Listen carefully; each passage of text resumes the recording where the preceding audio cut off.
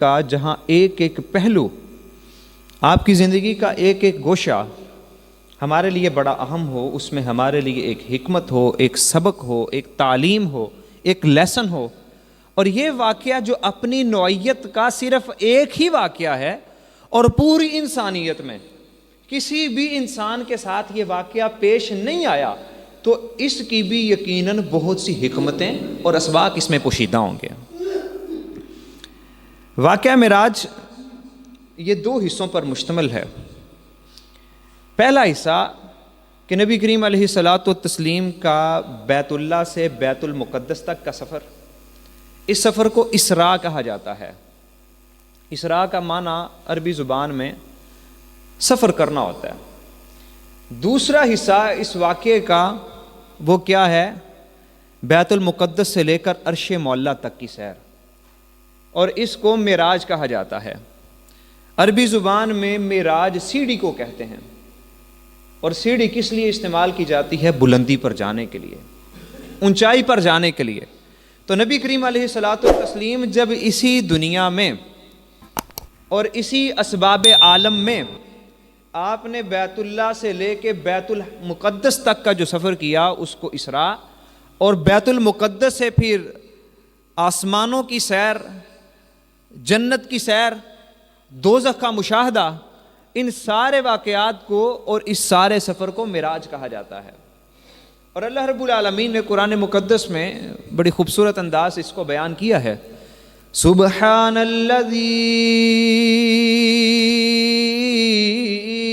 اسری بعبدہ لیلا من المسجد الحرام الی المسجد الاقصی الذی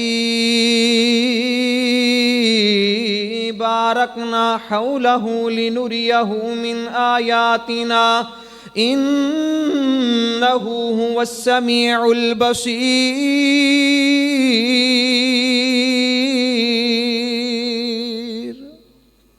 پاک ہے وہ ذات کہ جس نے اپنے بندے کو ایک ہی رات میں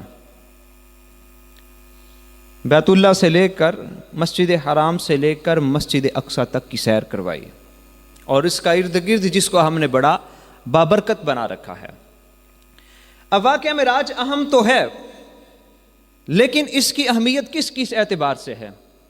پہلی بات کہ واقعہ معراج ہوا مکی دور میں، اور علماء کے مختلف اقوال ہیں کہ کس مہینے میں معراج ہوئی، لیکن زیادہ تر علماء یہی کہتے ہیں کہ رجب کے مہینے میں 27ویں رجب کو نبی کریم علیہ الصلاۃ والتسلیم کو یہ سیر کروائی گئی۔ اب مکہ مکرمہ میں نبی کریم علیہ الصلاۃ والتسلیم کو معراج کروایا جانا، اس میں کون سی حکمتیں پوشیدہ ہیں، کہ وہ کون سی ایسی وجوہات تھیں کہ جن کی وجہ سے آپ کو مکہ میں معراج کروایا گیا؟ مدینہ میں بھی کروایا جا سکتا تھا، آپ کو نبوت ملنے سے پہلے بھی معراج کروائی جا سکتی تھی۔ اللہ رب العالمین اپنے بندے کو، اپنے محبوب کو کسی بھی وقت اپنے پاس بلا لیتے، لیکن مکہ میں ہی، اور نبوت جب اپنے پورے عروج پر تھی اور پورا مکہ نبی کریم علیہ الصلاۃ والتسلیم کی مخالفت پر کمر بستہ تھا، اسی وقت ہی معراج کیوں کروائی گئی؟ بات یہ تھی کہ نبی کریم علیہ الصلاۃ والتسلیم نے جب مکہ مکرمہ میں توحید کا نعرہ مستانہ بلند کیا تو سارا مکہ آپ کا مخالف ہو گیا، آپ کے گھر والے آپ کے مخالف ہو گئے، آپ کے چچا، آپ کے رشتہ دار، آپ کے قبیلے والے، آپ کے جاننے والے نبی کریم علیہ الصلاۃ والتسلیم کے دشمن ہو گئے۔ اور بات صرف دشمنی تک نہیں رکی، انہوں نے عملی طور پر نبی کریم علیہ الصلاۃ والتسلیم کو تکالیف پہنچانا شروع کر دی۔ اب ایک بندہ زبان سے بات کرتا ہے، انسان چلیں ایک حد تک برداشت بھی کر لیتا ہے، آپ مظلوم ہیں اور آپ پہ تشدد کیا جا رہا ہے، آپ کی بات ماننے والے جو معاشرے کے غریب، نادار اور کمزور لوگ ہیں، ان پہ ظلم و ستم کے پہاڑ توڑے جا رہے ہیں، اور اس ساری کیفیت میں نبی کریم علیہ الصلاۃ والتسلیم کے دل پر کیا کیا نہیں گزرا، کس کس مصیبت کا آپ نے سامنا کیا۔ نبی کریم علیہ الصلاۃ والتسلیم سجدے میں جاتے ہیں اور آپ پہ اونٹ کی جو اجڑی پھینک دی جاتی ہے۔ عید الاضحیٰ کے موقع پر جب آپ گھر میں قربانی کرتے ہیں، تو جب آپ گائے وغیرہ ذبح کرتے ہیں تو گائے کی جو اجڑی ہے کتنا وزن ہوتا ہے اس کا، اٹھایا نہیں جاتا ایک بندے سے، اور کتنی بدبو ہوتی ہے اس کی۔ اور نبی کریم علیہ الصلاۃ والتسلیم کہ آپ جس رستے سے گزر جاتے وہ رستہ معطر ہو جاتا، آپ کی خوشبو کا یہ عالم تھا، اور نبی کریم علیہ الصلاۃ والتسلیم پر ایک بدبودار اجڑی پھینک دی جاتی، تکلیف کا کیا عالم ہوگا آپ کی۔ پھر نبی کریم علیہ الصلاۃ والتسلیم جو ساری کائنات سے، ساری انسانیت سے محبت کرنے والے، سارے جگ سے، ساری دنیا سے سیان ذہین اور سمجھدار، نبی کریم علیہ الصلاۃ والتسلیم کو کیا کہا جا رہا ہے کہ یہ بندہ نعوذ باللہ پاگل ہے، اس کا دماغ کام نہیں کرتا، یہ کیسی باتیں کرتا ہے، یہ تو اپنے ہوش و حواس میں نہیں۔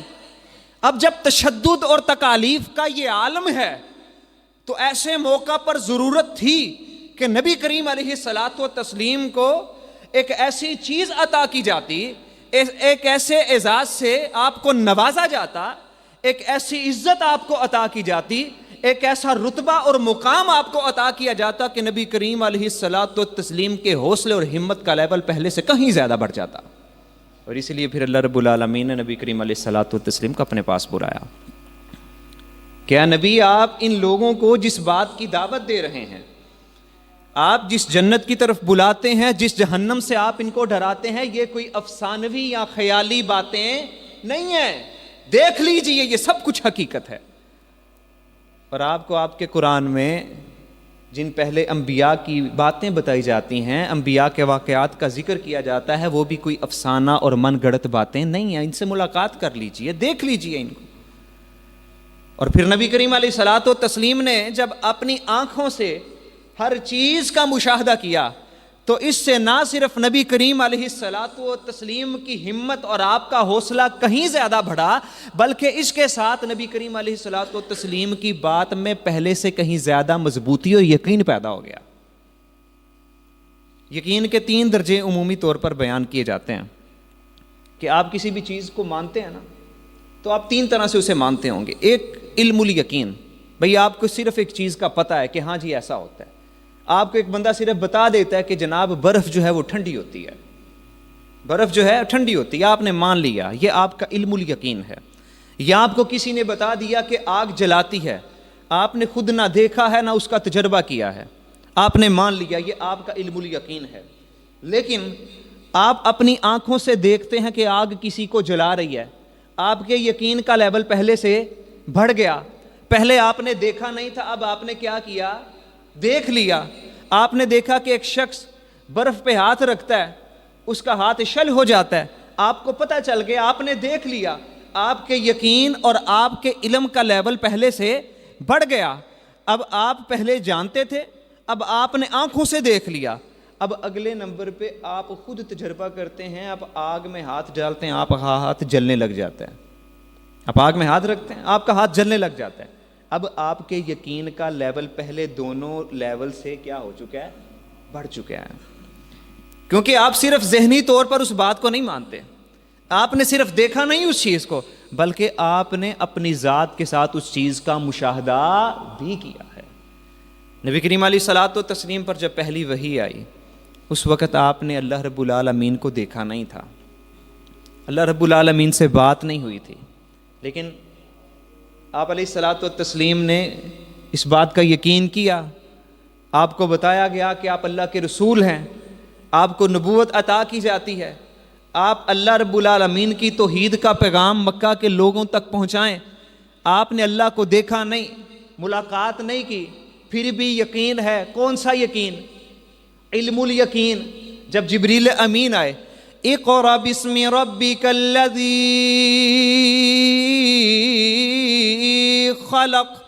خلق الانسان من علق اقرأ وربک الاکرم الذی علم بالقلم علم الانسان ما لم يعلم۔ جب پہلا پیغام اللہ کی طرف سے آیا تو آپ نے مان لیا، آپ نے یقین کر لیا۔ لیکن جب نبی کریم علیہ الصلاۃ والتسلیم کو ایک ہی رات میں ہر چیز کا مشاہدہ کروایا گیا، جنت کی نعمتیں آپ نے اپنی آنکھوں سے دیکھیں، جہنم کے دہکتے ہوئے مناظر آپ نے خود ان کا مشاہدہ کیا، اپنی آنکھ سے تمام چیزوں کو دیکھا، اللہ رب العالمین سے ملاقات کی، اللہ رب العالمین سے ہم کلام ہوئے، اللہ رب العالمین سے گفتگو کی، اللہ رب العالمین سے راز و نیاز کی باتیں ہوتی رہیں، تو تب نبی کریم علیہ الصلاۃ والتسلیم کا یقین، آپ کا ایمان، آپ کا علم، آپ کا اللہ کی ذات پہ بھروسہ، آپ کا اللہ کی ذات پہ اعتماد، آپ کا اللہ کی ذات پہ توکل، ہر چیز پہلے سے کئی گنا بڑھ جاتی ہے۔ اور اس طرح صرف آپ کا ایمان ہی نہیں، آپ کے صحابہ کا ایمان بھی اس سے بڑھ جاتا ہے۔ اتنا اہم واقعہ یہ تھا۔ صرف نبی کریم علیہ الصلاۃ والتسلیم کا ایمان نہیں، بلکہ آپ کے صحابہ کا ایمان بھی۔ جب آپ نے بتایا نا صبح آ کے، صبح کا سورج طلوع ہوا، آپ نے مکہ کے لوگوں کو بتایا، ہاں بھائی آج رات یہ اہم واقعہ میری زندگی میں پیش آیا ہے۔ جی کیا واقعہ پیش آیا؟ جی میں ایک ہی رات میں یہاں بیت اللہ سے چلا ہوں، بیت المقدس میں پہنچا ہوں، وہاں سے پھر میں نے 7 آسمانوں کی سیر کی، جنت دیکھی، دوزخ کا مشاہدہ کیا، یہ ساری چیزیں دیکھ کے آیا ہوں میں۔ تو کفار مکہ وہ تو پہلے آپ کا یہ دعویٰ کہ اس کائنات کا صرف ایک رب ہے، وہی اس کائنات کا کارساز ہے، خالق ہے، مالک ہے، داتا ہے، رازق ہے، وہ تو اس دعوے کو تسلیم نہیں کرتے تھے۔ اور آپ کا یہ دعویٰ کرنا کہ میں اللہ سے مل کے آیا ہوں، وہ کیسے مان لیتے، کیسے تسلیم کر لیتے؟ وہ تو آپ کو اس بات سے انکاری تھے، آپ کو اللہ کا نبی نہیں مانتے تھے، تو آپ کا اس یہ بات کا دعویٰ کرنا کہ میں اللہ سے ملاقات کر کے آیا ہوں، وہ یہ بات کیسے مان لیتے؟ مذاق کرنے لگے، ٹھٹھا کرنے لگے، ہنسنے لگے، کہنے لگے آج اس نبی کا دیوالیہ نکل جائے گا، نعوذ باللہ۔ یہ جتنے بھی اس کے پیچھے پیچھے چلتے ہیں نا، آج وہ بھی اس سے پیچھے ہٹ جائیں گے کہ اس کا تو واقعی نعوذ باللہ، یہ تو سوچنے سمجھنے کی صلاحیت سے نعوذ باللہ، اس کو پتہ نہیں کیا بات کرنی ہے۔ دیکھیں ذرا بتائیں نا یار، جاؤ ذرا کوئی صدیق اکبر کے پاس، اس کو بتاؤ تو صحیح جا کے کہ تیرے یار نے آج کس چیز کا بڑا دعویٰ کر دیا ہے، تو ہر بات کو مانتا ہے، ہر بات پہ یقین رکھتا ہے۔ پوچھا گیا یار بتاؤ تو صحیح کہ اگر ایک شخص اس بات کا دعویٰ کرے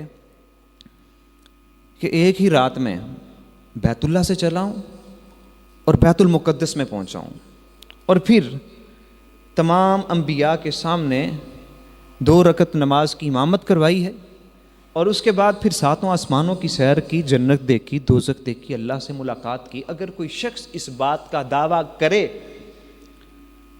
تو کیا کہے گا؟ اگر کوئی شخص تمہارے سامنے اس بات کا دعویٰ کرے تو آپ کا کیا رد عمل ہوگا؟ آپ اس بات کو کس حیثیت سے دیکھیں گے؟ تو جناب صدیق اکبر نے کہا ہاں کس نے کہا ہے، مجھے بتاؤ تو صحیح۔ کہا آپ کے یار جناب محمد مصطفیٰ صلی اللہ علیہ وسلم نے اس بات کا دعویٰ کیا ہے۔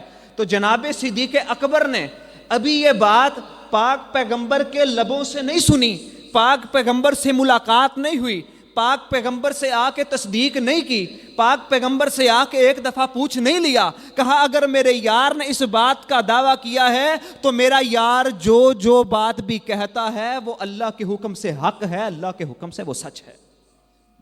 ایمان کا یہ لیول، یقین کا یہ لیول کہ نبی پاک کی زبان سے جو کچھ بھی نکلتا ہے سوائے حق اور سچ کے اس زبان سے کچھ نکل ہی نہیں سکتا۔ وَالنَّجْمِ إِذَا حَوَى مَا ضَلَّ صَاحِبُكُمْ وَمَا غَوَى وَمَا يَنطِقُ عَنِ الْهَوَى إِنْ هُوَ إِلَّا وَحْيٌ يُوحَى۔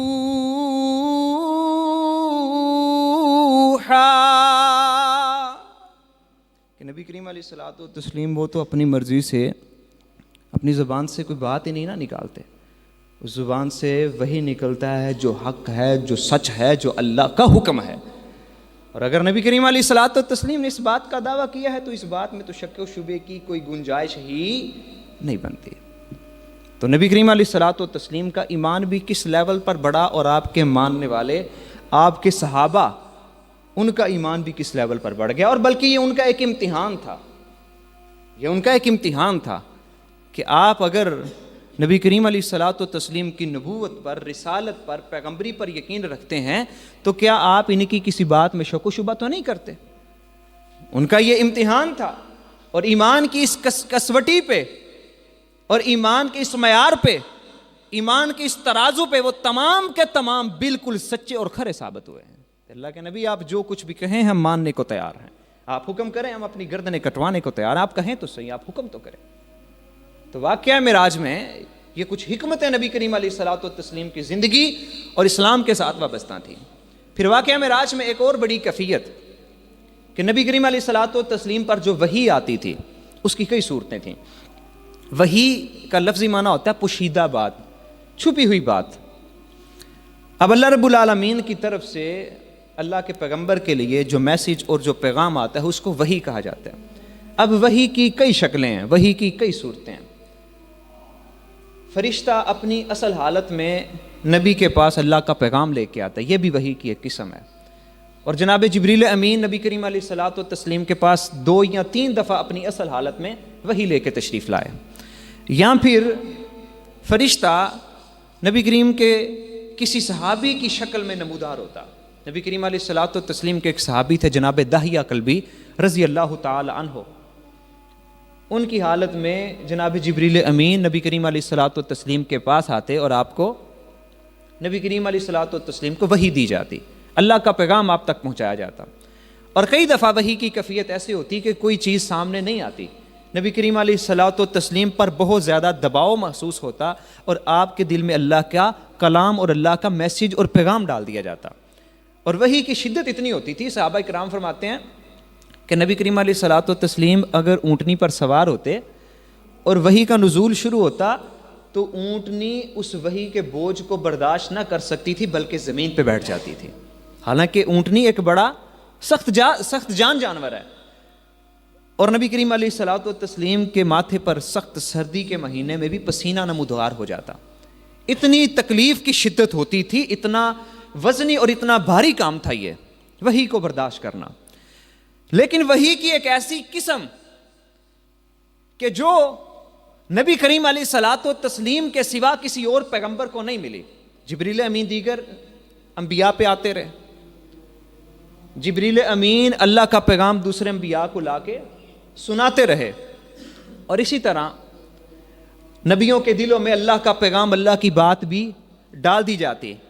اب اللہ سے گفتگو کرنا یہ بھی وحی کی ایک شکل ہے، لیکن اپنے عرش پہ بلا کے، اپنے سامنے بٹھا کے خود قرآن اپنے نبی تک پہنچانا، خود اپنا میسیج، اپنا پیغام اپنے نبی تک پہنچانا، وحی کی یہ قسم، وحی کی یہ شکل، وحی کی یہ صورت نبی کریم علیہ الصلوۃ والتسلیم کے سوا 1,24,000 انبیاء جو گزرے ہیں، کسی اور پیغمبر کے حصے میں وحی کی یہ صورت نصیب نہیں ہوئی۔ یہ اعزاز اگر ملا ہے تو تیرے میرے پیر و مرشد جناب محمد مصطفیٰ صلی اللہ علیہ وسلم کو ملا ہے کہ اللہ رب العالمین نے اپنے سامنے بٹھا کے خود قرآن آپ کو پڑھ کے سنایا۔ اللہ اکبر۔ اور آپ کو نمازوں کا تحفہ دیا، سورۃ فاتحہ کا تحفہ دیا، آپ کو سورۃ البقرہ کی آخری 2 آیات جو تھیں ان کا تحفہ دیا، نمازوں کا تحفہ دیا۔ اب یہ چیزیں اپنی اپنی جگہ پہ کس قدر اہم ہیں، ان پہ الگ نشست میں گفتگو کی جا سکتی ہے۔ اور سورۃ فاتحہ تو اس حوالے سے ہم تقریباً 2 خطبات میں ہم نے سورۃ فاتحہ پہ گفتگو کی تھی، کبھی موقع بنا تو سورۃ البقرہ کی آخری 2 آیات اللہ رب العالمین کا خصوصیت سے اس چیز کو نبی کریم علیہ الصلوۃ والتسلیم کو عطا کرنے میں کیا حکمت تھی، انشاءاللہ اس پہ پھر کبھی بات ہوگی۔ تو اللہ رب العالمین نے نبی کریم علیہ الصلوۃ والتسلیم کو وحی کی یہ صورت عطا کی، اس سے تو نبی کریم علیہ الصلوۃ والتسلیم کا مقام و مرتبہ بلند ہوا، ساتھ ہی یہ بھی پتہ چل گیا کہ آپ کی نبوت کی کوئی حد اور قید نہیں ہے۔ آپ فرش پہ ہیں تو پھر بھی اللہ کے نبی ہیں، آپ پہلے آسمان پہ ہیں تو بھی اللہ کے نبی ہیں، آپ 7ویں آسمان پہ ہیں تو بھی اللہ کے نبی ہیں، آپ عرش معلیٰ پہ اللہ رب العالمین کے حضور موجود ہیں تو بھی آپ اللہ کے نبی ہیں۔ آپ کی نبوت کی کوئی حد نہیں، آپ کی نبوت کی کوئی قید نہیں، آپ کی نبوت کی کوئی لمیٹیشن نہیں، آپ کی نبوت کی کوئی باؤنڈری نہیں، کوئی حد نہیں۔ آپ جہاں پہ بھی ہیں آپ اللہ کے رسول ہیں، آپ جہاں پہ بھی ہیں آپ اللہ کے پیغمبر ہیں، زمین پہ ہیں آپ تب بھی اللہ کے نبی، آسمان پہ ہیں آپ تب بھی اللہ کے نبی ہیں۔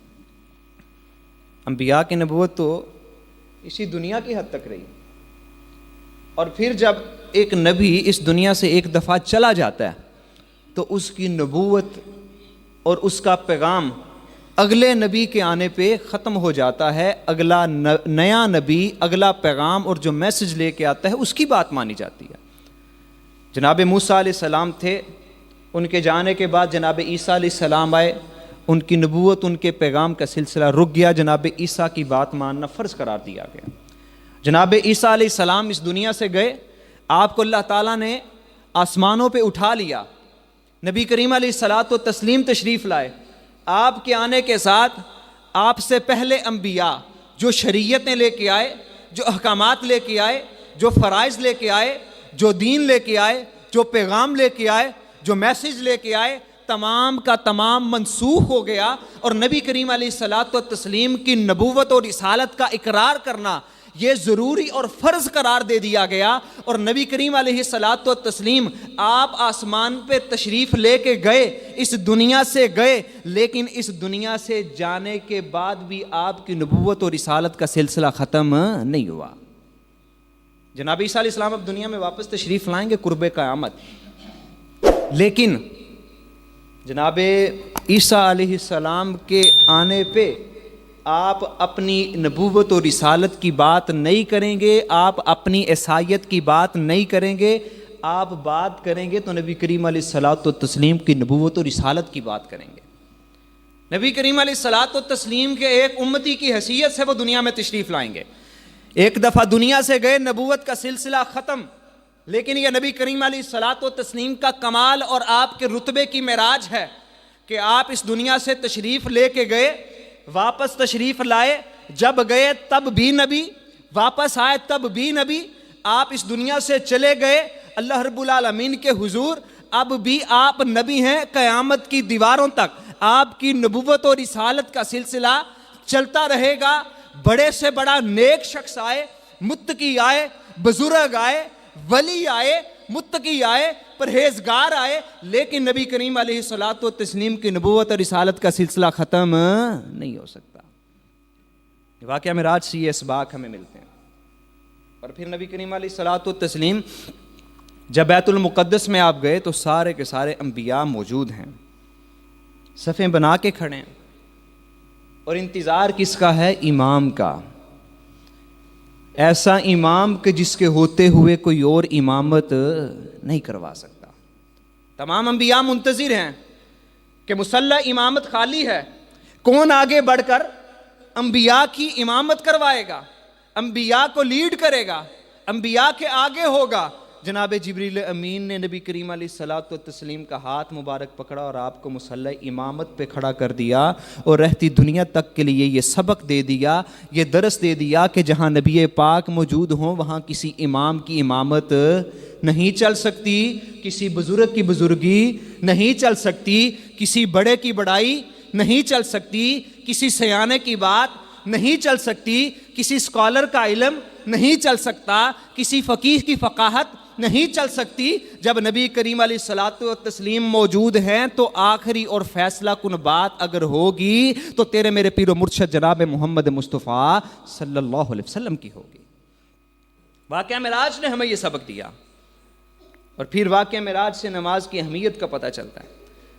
پھر اس بات کا علم چلتا ہے, اس بات کا پتہ چلتا ہے کہ اصل مومن وہی ہے جو ہر حال میں نبی پاک کی ہر بات پر یقین رکھے. جب شک آ گیا, کوئی شک و شبہ آ گیا دل میں کہ نبی پاک نے یہ بات کہی تو مطلب کیسے کہی, تو معاملہ ڈاواں ڈول ہو جاتا ہے. جو ایمان والے ہوتے ہیں, جو مضبوط لوگ ہوتے ہیں, جو واقعتاً پیچھے چلنے والے فالورز ہوتے ہیں, وہ کسی بھی بات سے اپنے دل و دماغ میں شک کا ایک ذرہ بھی نہیں آنے دیتے. یار آج تو سائنس نے بڑی ترقی کر لی ہے, انسان پلک جھپکنے میں کہیں سے کہیں پہنچ جاتا ہے. کل اگر آج سے 100 سال پہلے کسی شخص نے یہ بات کہی ہوتی کہ ہم ادھر بیٹھ کے افریقہ میں بیٹھے شخص سے بات کر سکیں گے, اسے دیکھ سکیں گے, تو شاید اس کی بات پہ یقین نہ کیا جاتا, اس کو کہا جاتا اس کا تو دماغ سٹیا گیا, یہ کیسی باتیں کر رہا ہے. سائنس نے جتنی ترقی آج کر لی ہے اس سے ہم کہہ سکتے ہیں کہ ہاں یار سائنٹیفکلی یہ پاسبل ہے کہ ایک شخص روشنی کی رفتار سے سفر کرتا ہوا چند لمحات میں کہیں سے کہیں پہنچ جائے, لیکن نبی پاک کے جو صحابہ تھے ان کو تو ان سائنٹیفک انوینشنز کا نہیں پتا تھا، ان کو تو ان سائنسی دریافتوں کا نہیں علم تھا، ان کو تو سائنس کی ان باتوں کا پتہ نہیں تھا، سائنس کا اتنا علم نہیں تھا، لیکن ایک چیز ان کے پاس تھی کہ وہ نبی پاک کی کسی بھی بات کو، نبی پاک کی نبوت اور رسالت کو، آپ کی زبان اقدس سے نکلی ہوئی بات کو اپنے عقل اور اپنی سمجھ کی بنیاد پر نہیں جج کیا کرتے تھے، بلکہ وہ نبی پاک کی ہر بات کو یہ کہا کرتے تھے یہ بات نبی پاک کی زبان سے نکلی ہے، اس میں شک و شبہ کیا ہی نہیں جا سکتا، اس میں عقل استعمال کی ہی نہیں جا سکتی، بس نبی نے کہہ دیا، سر تسلیم خم ہے، انکار کی گنجائش ہی باقی نہیں۔ جناب علی مرتضیٰ نے یہ بات کہی نا، سردی کا موسم ہے، آپ موزوں پر جرابوں پر مسا کرتے ہیں تو ہاتھ گیلے کر کے کیا پاؤں کے نیچے ہاتھ پھیرتے ہیں؟ پاؤں کے اوپر ہاتھ پھیرتے ہیں نا، مٹی کہاں لگتی ہے؟ پاؤں کے نیچے، پاؤں کے تلووں پہ، مسا تو نیچے سے ہونا چاہیے۔ لیکن جناب علی المرتضیٰ نے کیا کہا؟ لو کان الدین بالرأی، اگر دین تیری میری رائے کا نام ہوتا، اگر تیری میری عقل کا اس میں استعمال ہوتا، لکان اسفل الخف اعلی بالمسح من اعلاہ، تو پھر پاؤں کا نچلا حصہ مسا تو اس کا بنتا تھا، لیکن دین میں تیری میری رائے اور تیری میری عقل کی گنجائش باقی نہیں ہے، کیونکہ ہماری عقل، انسان کا فہم اور سمجھ جہاں پہ جا کے ختم ہوتا ہے وہیں پہ تو نبوت کی ابتدا ہوتی ہے۔ نبی کا علم اور ایک عام سائنسدان اور سیانے کا علم ایک جیسا ہو سکتا ہے؟ کبھی ہو ہی نہیں سکتا، کیونکہ نبی نے چیزیں اپنی عقل سے نہیں سیکھی ہوتی ہیں، نبی نے علم کسی بڑے سے کسی سیانے سے حاصل نہیں کیا ہوتا، نبی کو علم ملتا ہے تو ڈائریکٹری اللہ کی ذات سے ملتا ہے۔ اور پھر جب تیرے میرے پیر و مرشد جناب محمد مصطفیٰ صلی اللہ علیہ وسلم کے جن کی طالب علمی کا یہ لیول ہو کہ خود اللہ رب العالمین کے سامنے بیٹھ کے جنہوں نے سبق سیکھا ہو، ان کی بات میں شک و شبے کی گنجائش باقی کیسے رہتی ہے؟ یہ ہمارا ایمان ہے، اس چیز پر ہمارا یقین ہے کہ نبی کریم علیہ الصلاۃ والتسلیم کی ہر بات حق ہے، سچ ہے۔ سائنس اس بات کی دلیل پیش کرتی ہے پھر بھی وہ سچ ہے، سائنس اس بات کو جھٹلاتی ہے، میرا ایمان یہ کہتا ہے کہ نبی کریم علیہ الصلاۃ والتسلیم کی وہ بات پھر بھی سچ ہے۔ یہی ایمان کا تقاضا ہے، یہی دین کا تقاضا ہے۔ اللہ رب العالمین سے دعا ہے اللہ ہمیں ہر حال میں نبی پاک کی ہر بات پہ یقین رکھنے کی اور عمل کرنے کی توفیق عطا فرمائے۔ وآخر دعوانا ان الحمد للہ رب العالمین۔